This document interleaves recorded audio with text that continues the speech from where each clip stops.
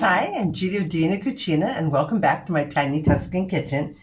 Today, with our lentils, we're going to make lentil burgers.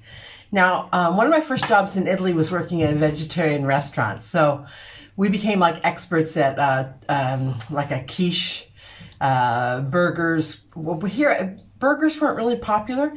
We made croquettes, little oval shaped or flat little patties, but usually oval shaped was the preferred size.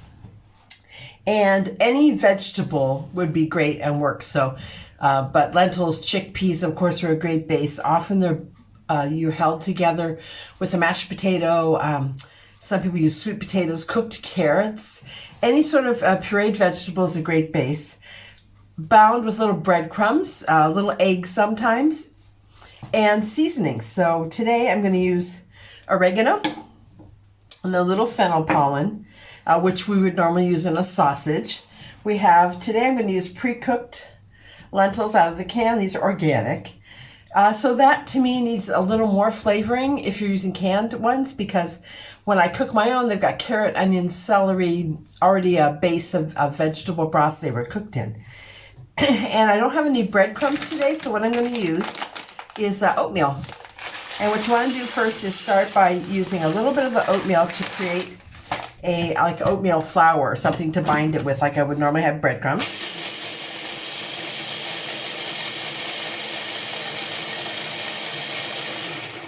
So that's easy to just start with your dry things first and get like a powder.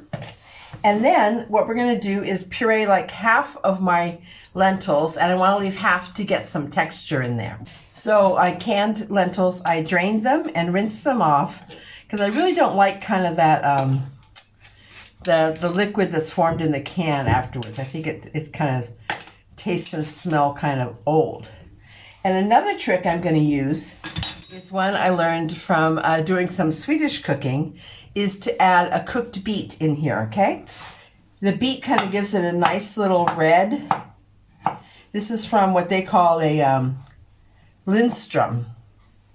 So we'll add some beet in here, which again, a cooked vegetable added. It could be zucchini, carrots. I even sometimes just grate vegetables in there. We're going to add a little bit of olive oil. Olive oil never hurts anything. It has a delicious flavor here too. We'll add a pinch of salt and my herbs. So a little bit of oregano, which would be like, the base of any Italian seasoning.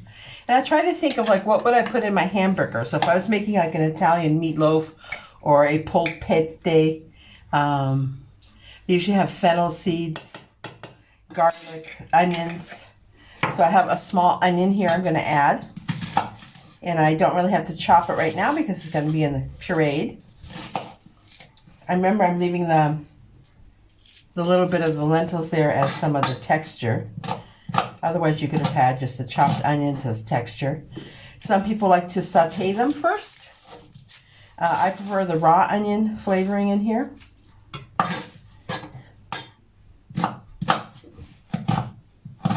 Okay.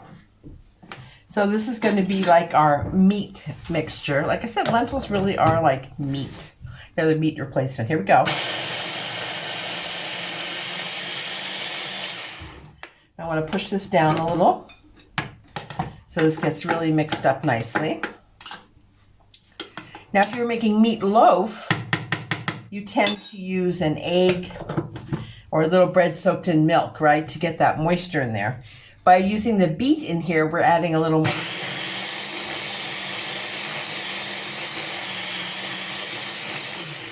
These push down again. Really want to give myself like a nice wet base, and then we'll add the other lentils in.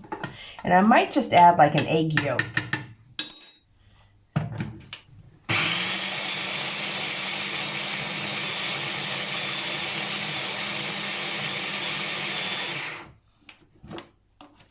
Almost there.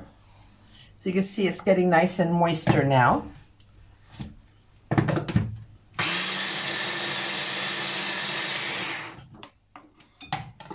So I'm getting a nice paste here.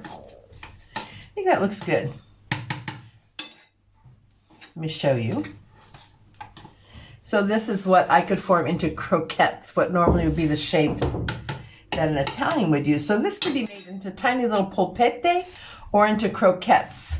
I'm going to lightly salt this. I'm going to add some salt.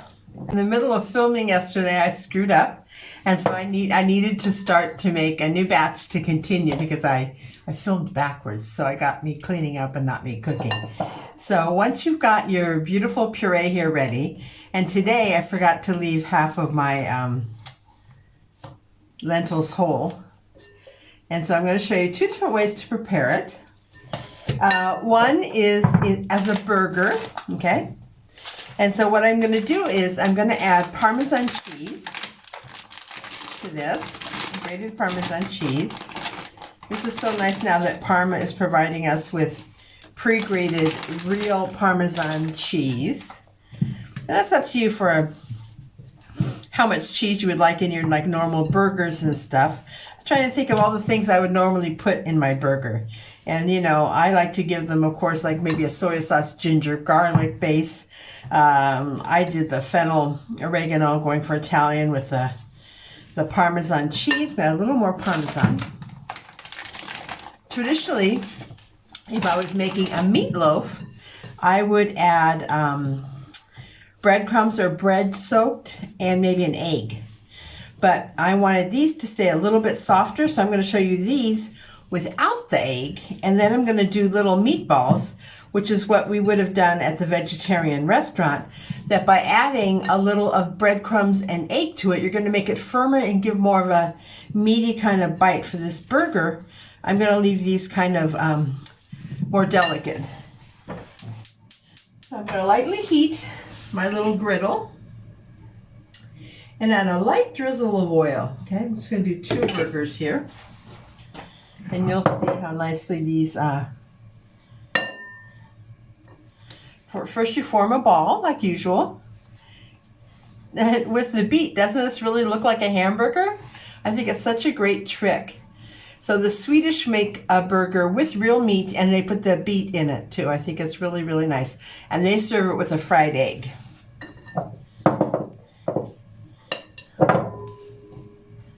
Okay.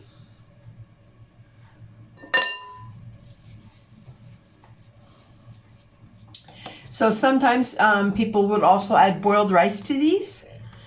It gives it again a richer consistency. There we go. Now we don't want to touch these. We want to leave those just sit there and be kind of form a crust, okay? So now I'm going to make my little meatballs, my polpettine. And for these, I'll add a little bit of breadcrumbs on the inside. You could also have added, you know, ground walnuts. I have that little bit of the oatmeal flakes in there. I think I will still add a little Parmesan cheese. And then we'll get some breadcrumbs and we'll add an egg. I think just an egg yolk. This is a small batch. Okay, and then these I'm going to do in a skillet so I can also deglaze them and give them a little extra kick of flavor. I'm going to do a balsamic glaze on them. Okay, so we're back in a minute.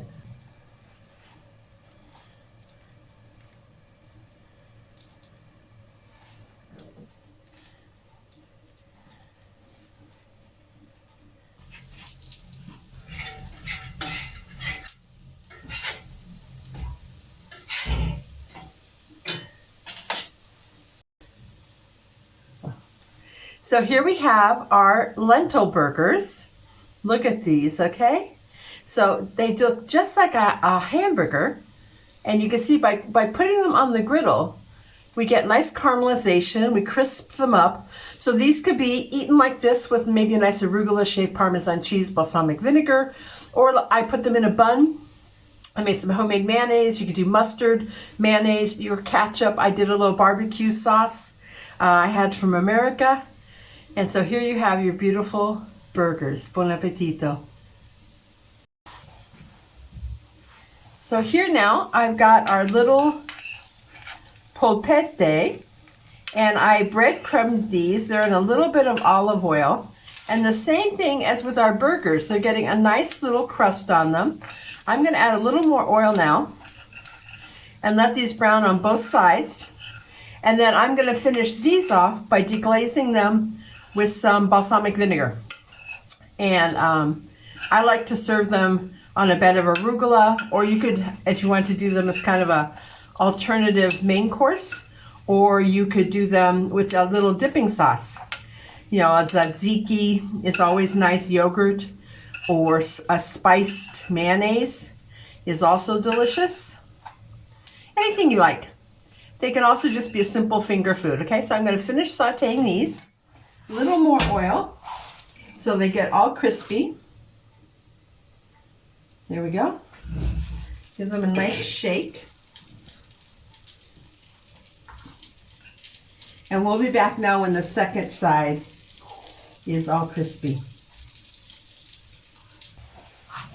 So here are our little lentil polpette, and I really turned them several times while cooking to get them really that meatball-y kind of feel. And if you look, sometimes they kind of puff up and would have a little opening there. I tried to also turn those and let them cook on that open side as well, so we get a nice crust all around. Look at these. If you let them kind of really get crispy, they look just like a beautiful little meatball, okay?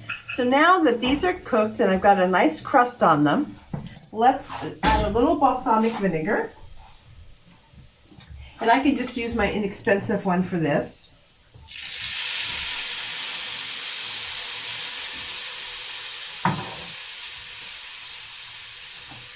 And I'm going to add a little sesame seed.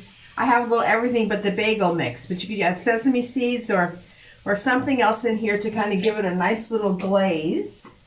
While it's cooking, I could add a chili oil, or like I said, you could just do this so that you leave them with a dipping sauce. So gently now, just give them a little flip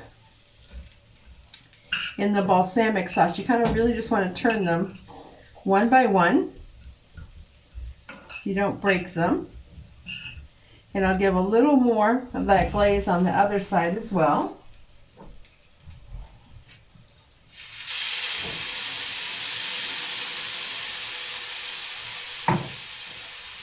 Okay. It smells delicious. It's kind of like a little barbecue sauce for them. Balsamic vinegar is a reduced grape juice before they make the wine. So, and then it's aged in barrels traditionally. The inexpensive one, they just age for a little while. So I'm going to turn off my heat. We'll serve these up.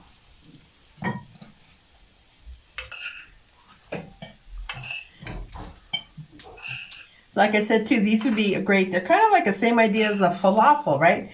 Now, falafel is just a chickpea that's been soaked overnight. And so it's not cooked and it's ground up, and then they're seasoned. Kind of the same idea, ground onions, and they usually have cilantro. And they make these little polpette, and they're deep fried instead of pan fried like this. So these could even go into a pita bread as a panino. So here now we have two versions of our lentil polpette and burgers. Buon appetito!